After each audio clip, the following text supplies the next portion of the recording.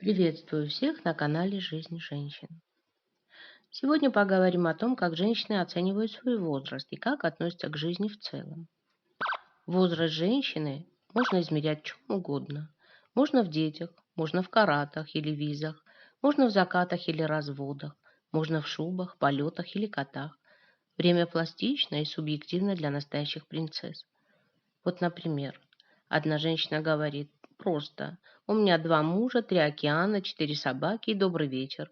Я не слишком молода для вас». А бывает и так. Одна карьера, пять неудачных браков и в конце одиночество. Или 35 кастрюль, три внука, артрит и пудель. Не знаю, кто автор этой метафоры, но, на мой взгляд, очень даже гениально. Вот я тут и задумалась, а чем можно измерить мой возраст? Вроде все просто, но думала, считала пару дней. Как оказалось, не так уж и много. Всего два океана, 7 морей, 5 собак и 7 встреч с любовью. Мне просто нравится жить. И всегда нравилось. Даже если не нравились обстоятельства, в которые я попадала. Даже если получалось не так, как хотелось. Даже если совсем ничего не получалось. Мне просто нравится жить. Нравится знать, что я есть и что я могу. Могу проснуться, вздохнуть полные легкие, попробовать снег на вкус. Могу с любовью, могу и без нее. Могу красиво и так себе. Могу медленно и могу без оглядки. Я давно перестала назначать людей на роли исполнителей моего счастья. Я счастлива тем, что они есть в моей жизни, и улыбаюсь счастью тех, кто есть где-то, пусть и не со мной. Мне не нужны отношения, канаты, цепи, кандалы. Мне нужны отношения той степени добровольности, когда мы рады друг другу. Даже на уровне звонка, на уровне прихода, на уровне прикосновения. Просто рады вот этой взаимной человеческой близости, а не торжествуем победу удержания и собственности. Мне нравится жить без обременений собой. И нравится, когда мне никто не выгрызает душу своим непременным желанием попасть в каждый ее уголок. Мне нравится жить. И даже в самые темные дни судьбы я знала, что темны дни, а жизнь можно начать заново, уже завтра, уже сейчас. Я никогда не предам ее, свою жизнь. Я пройду всю дорогу. Я дам себе все шансы, на которые способна, и не позволю всучить себе того, что мне абсолютно не нужно. Буду ошибаться, делать глупости, совершать открытия, любить без оглядки, брать и отдавать, горевать и улыбаться, прощать, посылать нафиг, залечивать раны и получать новые, верить, творить и находить. Я люблю жить легко.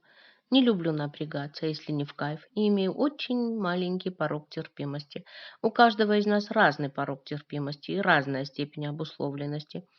Чем меньше у вас порог терпимости, тем быстрее вы снимаете это напряжение. А если к этому приложить возможности вашего ума и взять в привычку глубже анализировать происходящее, то со временем вы станете совершать меньше ошибок. Будете четче понимать свои потребности и легче избавляться от того, что себя уже давным-давно изжило. Ваше тело начнет наполняться энергией жизни, и все чаще вы начнете чувствовать себя просто абсолютно счастливым. Мне нравится жить, просто потому, что мне это нравится. Каждое десятилетие моей жизни было лучше. Почему я не боюсь старения? Может, потому что каждое десятилетие моей жизни было лучше, чем предыдущее? Мои 20 были ужасны, за исключением того, что я родила троих замечательных детей. Муж угнетал меня словесно и физически. Мои 30 были не проще, я развелась. В одиночку воспитывала детей. Мои 40 были посвящены одному — выжить. В 50 лет я переехала в Нью-Йорк и пыталась открыть свой бизнес. В 60 жизнь более или менее пришла в равновесие. Дети, внуки, работа. А теперь в 70 я востребована как никогда. Я не могла даже представить этого, но сейчас я действительно счастлива. И каждый раз, когда моя жизнь кардинально менялась, развод, собственное дело, переезд в другой город, страну, на другой континент, было дико страшно. Доходило до того, что мои дети ели бутерброды с арахисовым маслом на ужин. Курицу я могла купить лишь раз в неделю, готовила ее с картошкой и овощами. И это был самый настоящий пир. Но именно это приучило меня и детей ценить такие моменты, радоваться всему хорошему. Вы можете столкнуться со множеством сложных ситуаций, и ваша жизнь будет складываться не так, как вы хотите, но вы всегда можете изменить ее. Нет необходимости застревать в несчастной личной жизни или на убогой работе. Не бойтесь старения, общайтесь с друзьями, которые не зацикливаются на этом. Общайтесь и хорошо проводите время с людьми, которые вас любят. которым интересно с вами, потому что вы очаровательны, умны, уверены в себе. Мне 60. Как я научилась не бояться возраста? К этой цифре на личном календаре большинство женщин подходит со страхом. Я научилась не бояться. Так сложилось, что в нашем обществе ценится не мудрость и не старость. У нас культ молодости. Нельзя не быть молодым, здоровым, худым и красивым. И как только вам стукнет 40, ваш страх постареть масс-медиа будут только раздувать. Нет, я не говорю, что плохо быть молодым, но поверьте, быть 60-летней ничуть не хуже, а в чем-то даже лучше. 60 лет– это далеко не старость. Признаю, что когда мне самой было 20 лет, 50-летний человек казался стариком. Но спросите кого-нибудь, кому 85, и она скажет, что 60– это совсем молодой возраст, так что все дело в перспективе. Перспектива– это вообще первое, что познаешь с возрастом. Помните, как в детстве бесконечно долго тянулось время до твоего дня рождения или до Нового года? Сейчас эти праздники сменяют друг друга так быстро, что не успеешь махнуть глазом. Но даже в этом можно найти свои плюсы. Я теперь больше ценю время. Стараюсь жить со смыслом и ловлю любое значимое мгновение, чтобы занести его в свою жизненную копилку. И стараюсь не тратить время на то, что кажется неважным. А сколько еще таких мгновений у меня может быть впереди? Я мудра и опытна, но я еще многому могу научиться. Я уже многое видела, и мой жизненный опыт научил меня многим вещам. Я умнее сейчас, чем я была в 20 и даже в 30 лет. Но спустя некоторое время стану еще мудрее. Я понимаю, сколького не успела узнать, и самое главное, я не потеряла интереса узнавать что-то новое. Я хочу освоить декупаж и выучить какой-нибудь новый иностранный язык, может даже китайский, а почему и нет. Пусть это не глобальные знания, которые могут помочь человечеству, но эти знания сделают мои следующие годы более интересными и насыщенными. Сейчас я другими глазами смотрю на старушек и понимаю их теперь лучше.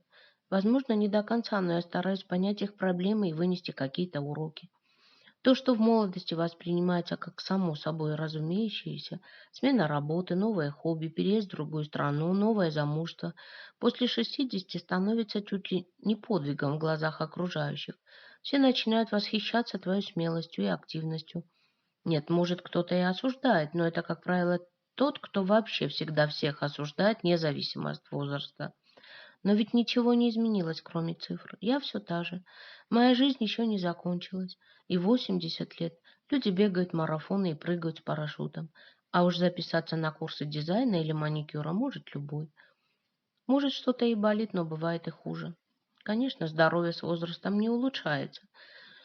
И уже что-то побаливает и подтягивает периодически. Но я знаю, как с этим справляться. И знаю, какая таблетка от чего помогает. Не так, как в юности, когда с каждым чихом приходилось звонить маме. Я благодарна Богу, что у меня пока нет действительно серьезных проблем со здоровьем. Но с другой стороны, у многих молодых здоровье хуже, чем у меня, а кто-то уже и умер. Если бы меня спросили, что бы я выбрала, быть молодым инвалидом или здоровой старушкой, я бы, пожалуй, поставила на старушку. Поэтому даже если у меня что-то когда-то и побаливает, пусть это значит, что я еще жива. О да, именно пауза. Это совсем не такой ужас, как ее рисуют, она даже освобождает определенных проблем. Больше того, с ней можно не бороться, а просто жить и позволить времени течь своим естественным чередом. Легче придерживаться здорового образа жизни. Уже просто трудно травить себя. Организм посылает четкие сигналы, нужно есть конкретный продукт или нет, нужно есть много еды или лучше ограничиться маленьким кусочком. Не послушаетесь, будьте готовы заплатить изжогой, несварением или мигренью, а иногда уже просто не хочется жирного или мясного, и рука сама тянется к легкому салатику. Кстати, мой самый эффективный опыт похудения пришелся как раз на этот возраст.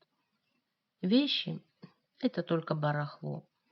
Наконец пришло осознание, что покупка очередной вещи– это не достижение, а только добавление себе заботы и уменьшение жизненного пространства, а еще и времени и денег. И одежды это тоже касается. Уже нет особого желания следить за модой. Другое дело, что в 60 лет уже по большому счету наплевать, что о тебе подумают другие. И если мне вдруг захочется надеть мини, то будьте уверены, я его надену, потому что знаю, как, куда и по какому случаю. А деньги и время я найду, куда пристроить.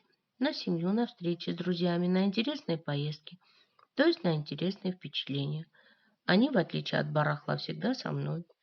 Так что мне 60, и я не старая, я новая.